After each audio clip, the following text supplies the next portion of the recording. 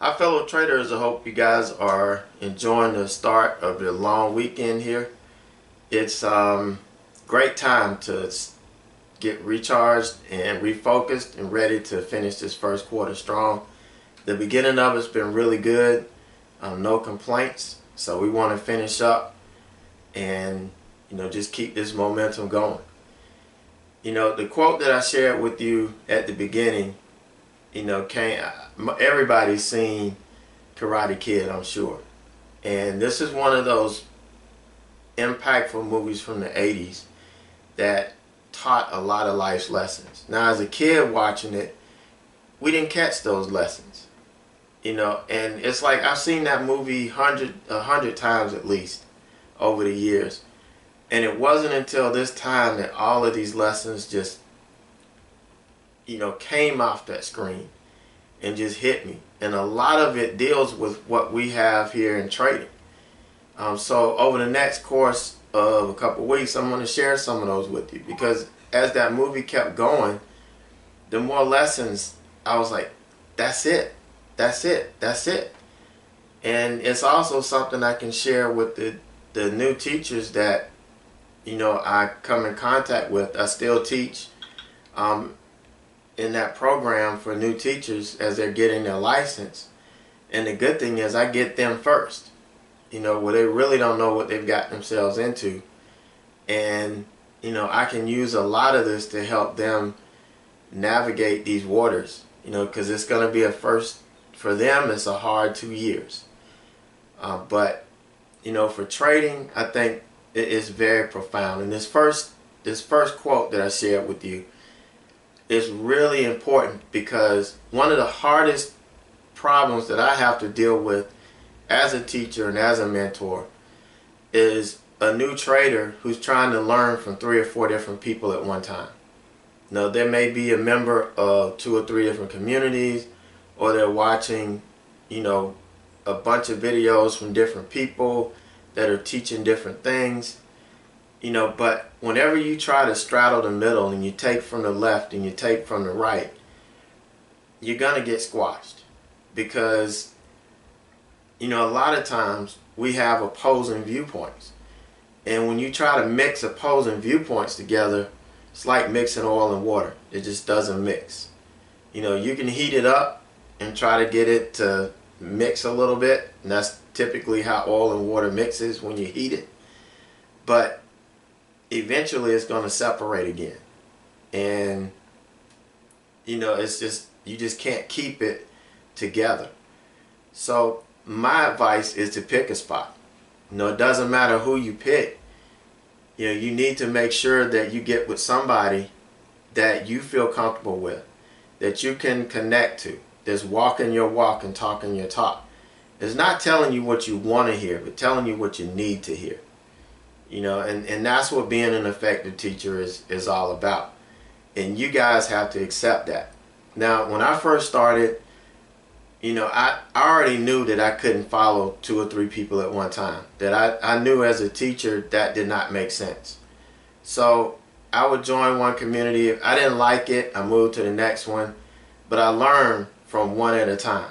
And once I found what I could build off of, that's what I kind of stuck with for a while. And that's what you've got to do. Trying to learn if you're trying to establish yourself and you're learning from too many people, it's not going to end well. So you got to either pick the right side of the road, the left side of the road.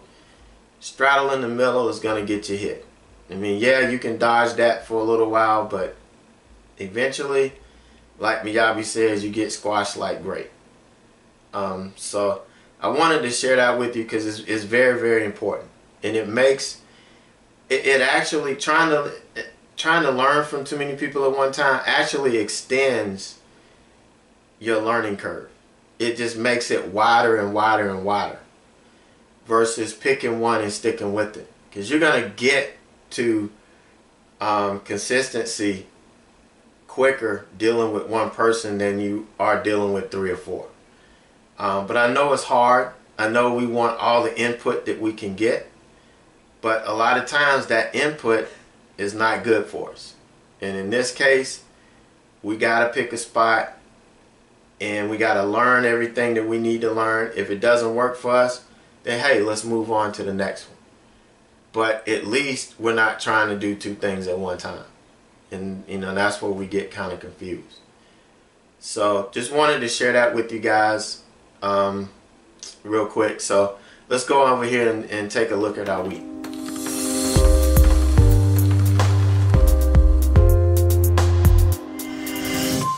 Alright, so let's take a look at Friday. Utterly forgettable day.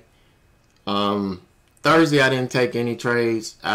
The market just didn't offer anything for me. So I didn't get to take any trades Thursday. Friday was just a complete disaster from the beginning.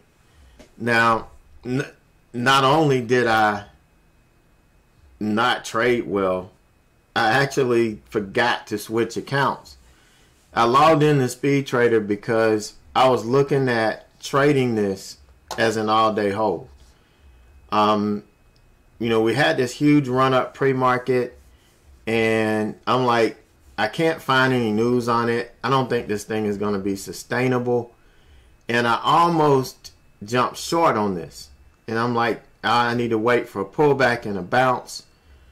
We didn't get a big enough bounce on this. I wanted it to go back to VWAP here and give a good test, and I would have looked at getting in and holding this, you know, all day. So I just left the account up. And so when the market opened, not even thinking about it, you know, I was trading in Speed Trader, and I just totally messed up. Because of the anxiety created by this and this not doing what I wanted it to do. Remember what we were talking about in our roadmap series about unrealistic expectations or having expectations, knowing that the market is random and is just because it looks like it's going to do something doesn't mean it's going to do it. And you get all of this anticipation and, you know, anxiety built up, and you know, you've got this I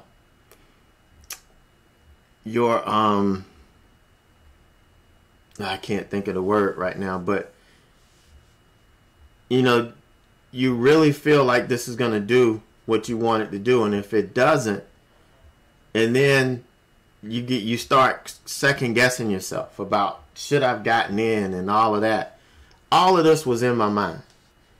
And so instead of waiting for this to set up, like, you know, I always do,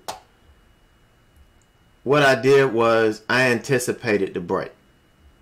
Okay, you know, I know this candle looks wicked. Who cares about that? That's not important. What we're focusing on is the trigger to enter. Okay, that's what you need to be focused on. Not anything else. We're not looking at anything else. We've already decided this is the trade. This is the strategy that I'm trading. So the strategy is to enter when we get a break of the 5-minute open range low. We didn't get a break.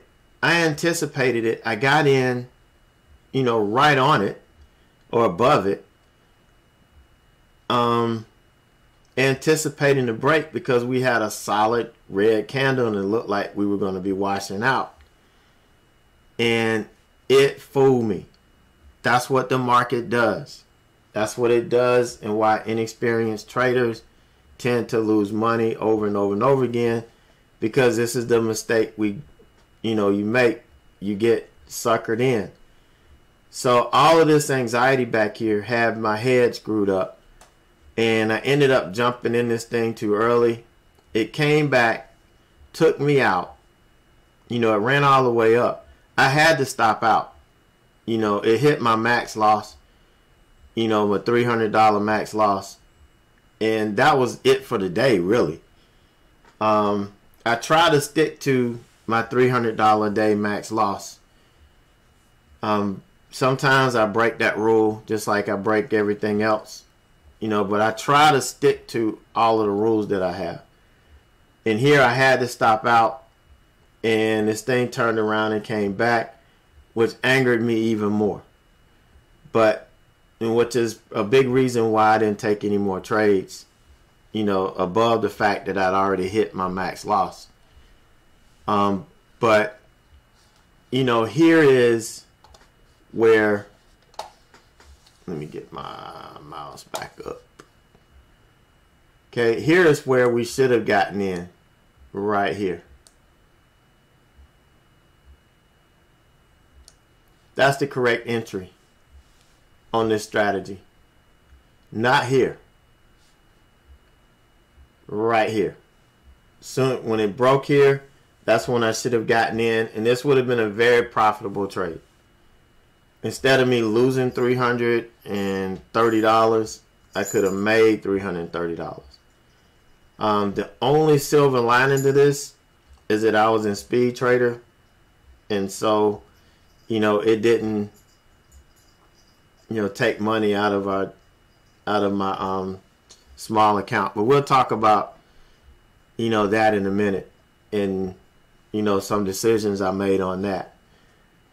But this is a clear case of me allowing my emotions to creep up on me and not handling it, and not really recognizing it until it was too late, anticipating an entry, and ended up getting stopped out. Now there are people that anticipate, and if I was going to do that, I should have had a tighter stop. I should have had a more technical stop, versus just having my max loss stop sitting here. And really the technical stop was if we closed above the 5-minute opening range low, then we're out. Okay, this candle closed above the 5-minute opening range low. So honestly, I should have taken it off here, if it based on my rules. But I should have had a lot tighter stop if I was going to anticipate. If I was anticipating and it didn't wash out, I should have killed it right then and waited for the right, entry for me. But, good thing, and this is why I stream it live. So you guys can see I make the same mistakes that any other trader makes. And it doesn't matter how long you've been trading, things are going to creep up. Things are going to come out. You're going to anticipate. You're going to have a good feeling. You think you can't do no wrong, and you push the envelope a little bit. It's going to happen. But how you react to it, how you respond to it, that's where true learning takes place. And the fact that I did not go in and try to enact my revenge on this, or just try to find trades that I could try to chip away at this, I recognize the fact that mentally I was off my game, and I'm not giving any money back. The reason why I'm where I am today and why I can make money consistently is because I know how to react to these situations. And that's why I feel the chat room is an extension of the classroom. That's where the learning takes place. I think that's where the most profound learning takes place, is in the chat room. For me, a chat room is not for trade alerts. It's not to be used as a scanner or whatever. It's to be used for educational purposes. This is where you learn from other people's mistakes that share them with you. Where you learn from me and watching me do what I do day in and day out.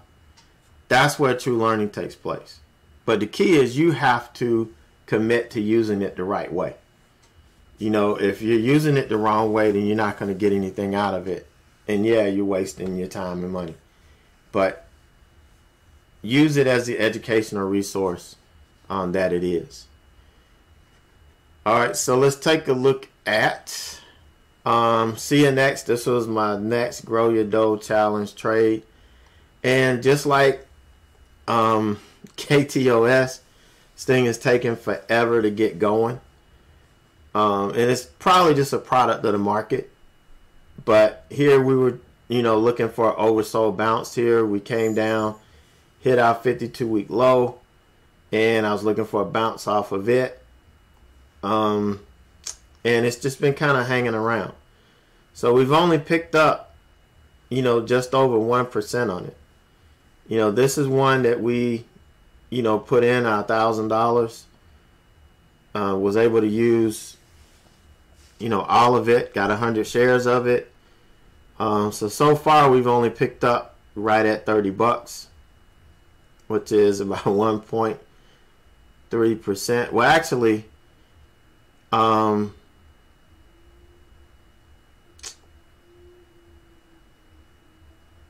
not sure. Actually, we've got about 3% for the day. That's what we picked up for the day. But as far as the P&L from where we entered, we've only picked up 1.32%. So that's why that number is different. Because yesterday it closed red on me. Thursday it closed red on me. Friday it closed green. So, small numbers. We're looking for this. Originally I was looking for it to get back up to this level here. But with all of this weakness, the moving averages started really cranking up, heading down. So, I may have to take it off once we hit the 20 here if we do that. Wherever this may be when it hits. So it'll be a disappointing trade again. KTOS made a really strong move and probably should have hung on to it a little bit longer, but when it hits your target, you got to take it off. Sometimes greed works, sometimes greed costs you money. So I've got to stick to my trade plan. Whatever plan I had in place, I've got to stick to it. Unless things like this, technical things come in and kind of put a wrench in the plan, then you have to, adjust as you go. And that's kind of what we're going to be doing here. So we're going to see if we can get this to make a solid move here. We can pick up a couple bucks, more bucks, and we can keep growing this account. All right, so we look at what we did this week, and I alluded to this earlier. Whenever I'm focusing on just a small account, I do exceptionally well. When I'm trying to bring in, taking some trades in my speed trader account, trying to pick up things, I tend to kind of get messed up a little bit. So, what I'm going to do, if I can't have something set in stone by 8 o'clock, I'm just focusing on the small account day trading. If there's something that I like for an all-day hold and I can just focus on it, then that's what I'm going to do. But if I can't have anything and I don't have anything set, especially by 8:30 when I start my watch list for my small account, then that's all I'm going to be focusing on. You can see, we had a solid day, almost $900 on Monday, and then Tuesday was pretty good, but the earnings trade that should have been in this account, because I was showing what I was doing on, or had done on TWLO in the main account in Speed Trader, again, I ended up taking the earnings trade in this account. And honestly, I wasn't going to trade any earnings, but I was able to get back in time and we were able to set it up. And again, I wasn't paying attention to what account I had streaming and ended up taking it in this account. So this should have been over $500 day, almost $600 day on Tuesday, but it didn't turn out that way. And then, Wednesday was okay. We had one trade for about 160 bucks. Thursday, the market didn't offer anything. And Friday, we already went over. It was really FUBAR. So the only figures that I'm counting here is going to be the small account. That's where our focus is going to be. And I don't want anybody to get confused, you know, because I had got some emails about people confused about the difference between the two accounts. So the only thing I'm sharing here, as far as totals, what we're doing with the small account. Now, if I have another solid day, I'm going to have to wire out before the end of the month. And one of the things, when you get with your tax professional, they're going to tell you about this $10,000 deal with foreign accounts if you're in the United States. I do not let this account get over $10,000 at any point. So instead of me having to worry about making too much money in one trade, whenever I get close, whenever I get over $8,000, I'm going to start paying a little bit closer attention, and we'll wire out before I get to 10 grand. So I will wire out if, you know, if you guys you know, see that, I'll let you know, when I do. But, you know, that's why I'm going to do it. You know, but like I said, I'm not able to tell you or give you any advice right now. As soon as I get my license, I'll be able to tell you everything. But, you know, legally give you some advice on it. But right now you need to get with your tax professional and let them school you on, you know, having a foreign account. You know, you've got to report it, but, you know, that you do have an account. But there's some things that, you know, they need to tell you about, that your tax guy needs to tell you about, so you can manage this the right way. All right, so again, on KTOS, we made 12.48%. CNX, we're kind of at 1.32% from our entry. So we're going to keep, you know, next week, I'm expecting it to gain us some more percentage points. And, you know, see if we can eclipse this 12% that KTOS gave us. All right, so that's going to do it. Monday, President's Day. You know, we've got that holiday. I don't even know where this 29 came from. It should be the 19th. But we'll kick it back in high gear on the 19th. See if we can finish February strong and March strong, so we can end this first quarter with some really good profit. And we just keep moving on from there. So you guys have a great night. Well, a great weekend. It's not night. It's beautiful outside right now. I see some sunshine through the clouds. But have a great weekend. Great long weekend. And I will see you guys on tomorrow morning. I'm still doing our market analysis / swing trade watch list session / Q&A session all in one that we do every Sunday morning. I'm still doing that. And don't see you then. We will see you first thing Tuesday.